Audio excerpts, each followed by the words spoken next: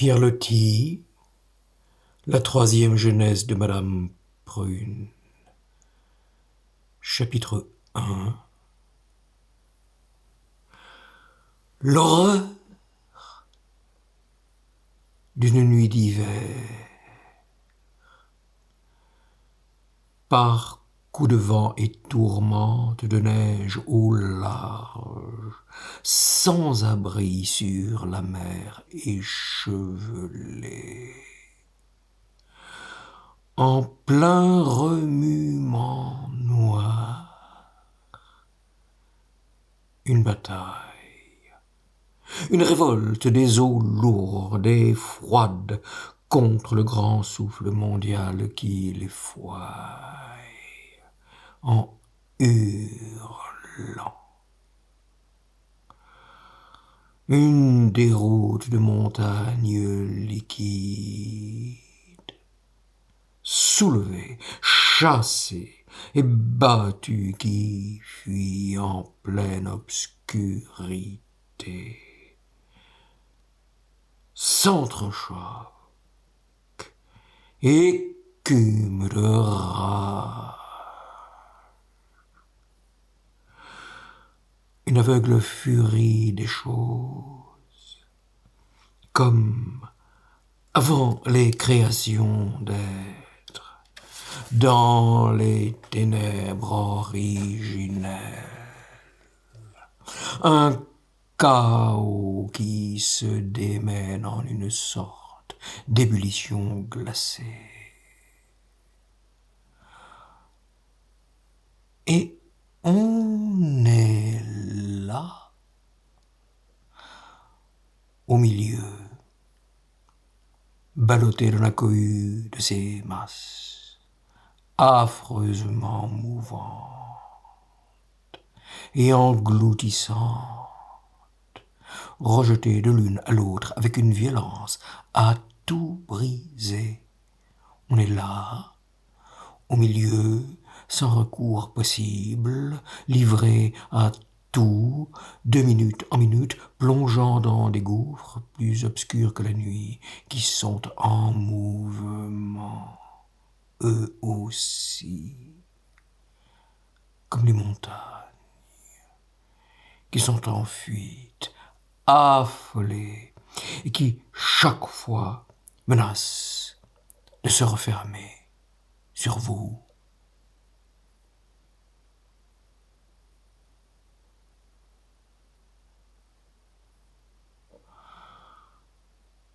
On s'est aventuré là-dedans, quelques centaines d'hommes, ensemble, sur une machine de fer.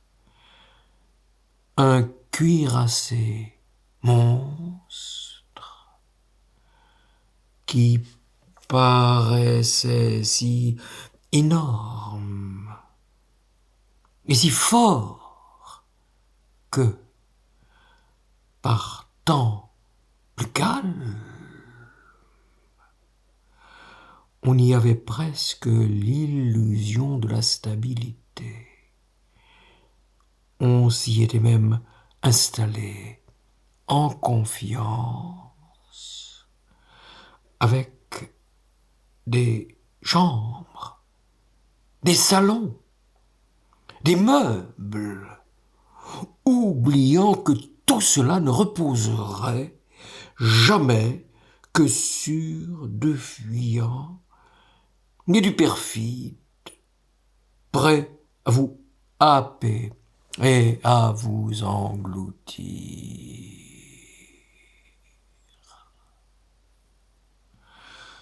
Mais cette nuit, comme on éprouve bien l'instinctive inquiétude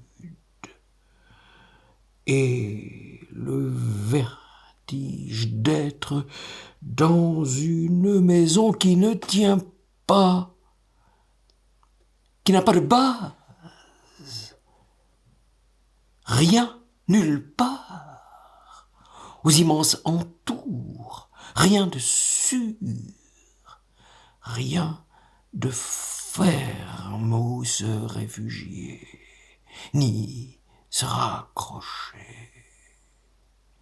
Tout est sans circonstance, traître, émouvant.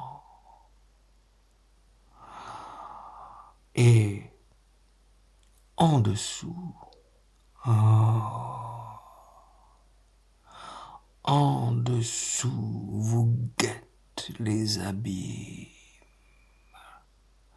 sans fond, où l'on se sent déjà plongé à moitié entre chaque crête de l'âme, et où la grande plongée définitive serait si effroyablement facile et rapide.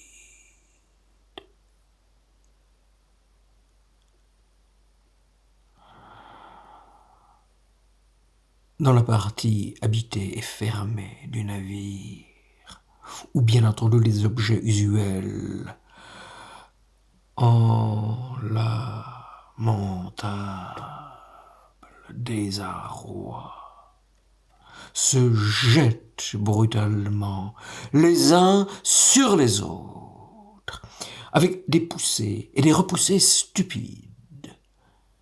On était jusqu'à cette heure à peu près à couvert de toute la mouillure des lames et le grand bruit du dehors, atténué par l'épaisseur des murailles de fer,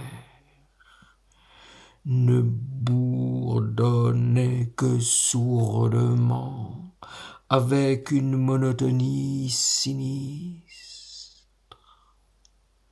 Mais voici, au cœur même de ce pauvre asile, si entouré d'agitation et de fureur, un bruit soudain, très différent de la terrible symphonie ambiante. Un bruit qui éclate comme un coup de canon et qui s'accompagne aussitôt d'un ruissellement de cataracte.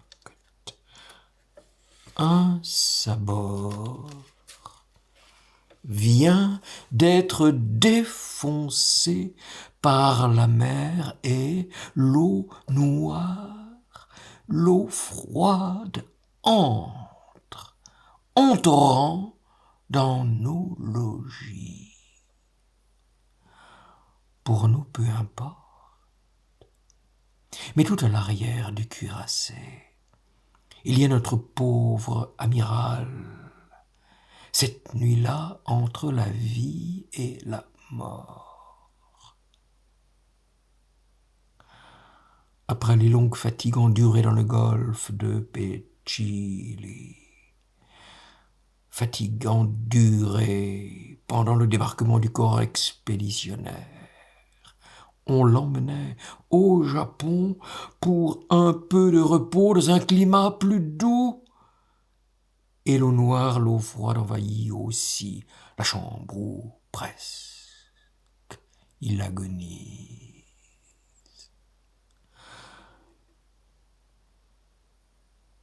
Vers 1 heure du matin, là-bas, apparaît un petit feu qui est stable, dirait-on, qui ne danse pas.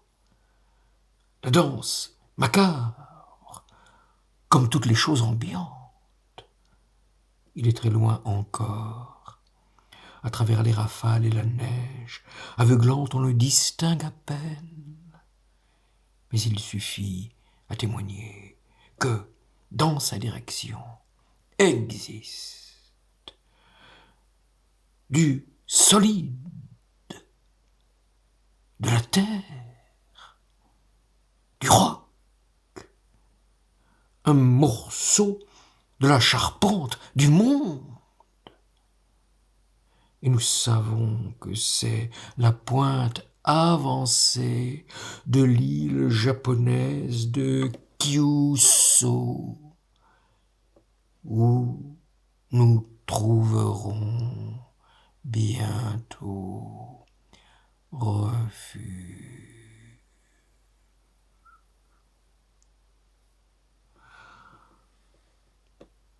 Avec la confiance absolue que l'on a maintenant en ces petites lueurs inchangeables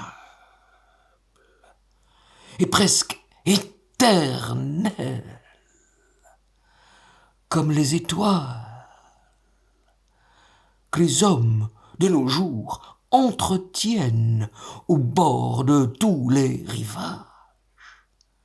Nous nous dirigeons d'après ce phare dans la tourmente, où les yeux ne voient que lui. Sur les indications seules, nous continuons. Nous contournons des caps menaçants qui sont là, mais que rien ne révèle tant il fait noir, et des îlots, et des roches sournoises qui nous briseraient comme du verre.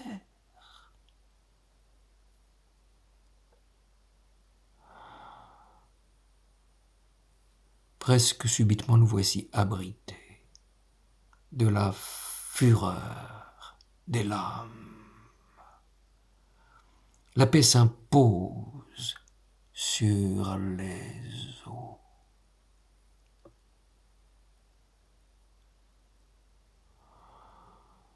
Et sans avoir rien vu, nous sommes entrés dans la grande baie de Nagasaki.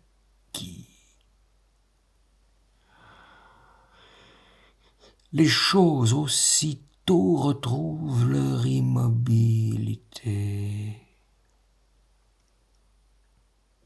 Avec la notion de la verticale, qu'elles avaient si complètement perdue. On se tient debout, on marche droit sur des planches qui ne se dérobent plus. La danse épuisante a pris fin. On oublie ces abîmes obscurs dont on avait si bien le sentiment tout à l'heure.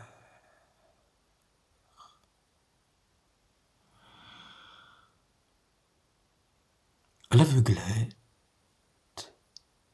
le grand cuirassé avance, toujours dans les ténèbres, dans le vent d'hiver qui siffle et dans les tourbillons de neige.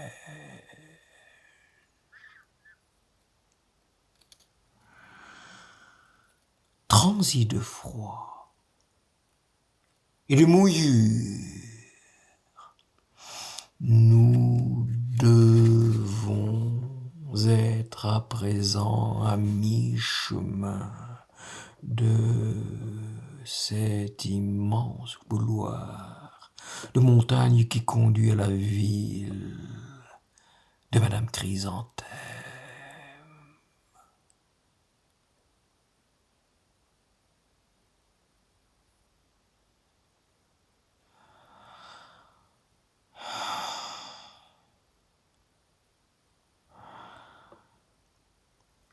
En effet, d'autres feux par myriades commencent à scintiller, de droite et de gauche, sur les deux rives, et c'est Nagasaki, étagé, là, en amphithéâtre. Nagasaki, singulièrement agrandi, à ce qu'il me semble, depuis 15 ans que je n'y étais venu. Le bruit et la secousse de l'encre qui tombe au fond et la fuite de l'énorme chaîne de fer destinée à nous tenir, c'est fini. Nous sommes arrivés. Dormons en paix jusqu'au matin. Demain, donc, au réveil, quand le jour sera levé, le Japon, après 15 années,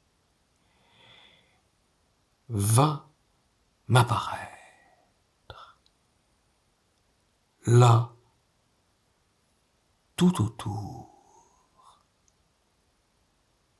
et tout près de moi.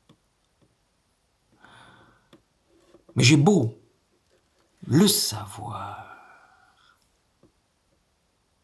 de la façon la plus positive, je ne parviens pas à me le figurer. Sous cette neige, dans ce froid, et ces ténèbres de décembre, mon arrivée de jadis, ici même, ne m'ayant laissé que des souvenirs de voluptueux étés, de chaudes langueurs, tout le temps des cigales éperdument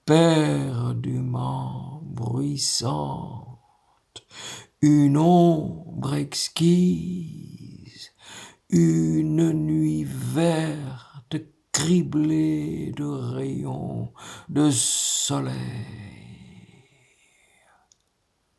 d'admirables verdures, partout suspendues et retombant des hauts rochers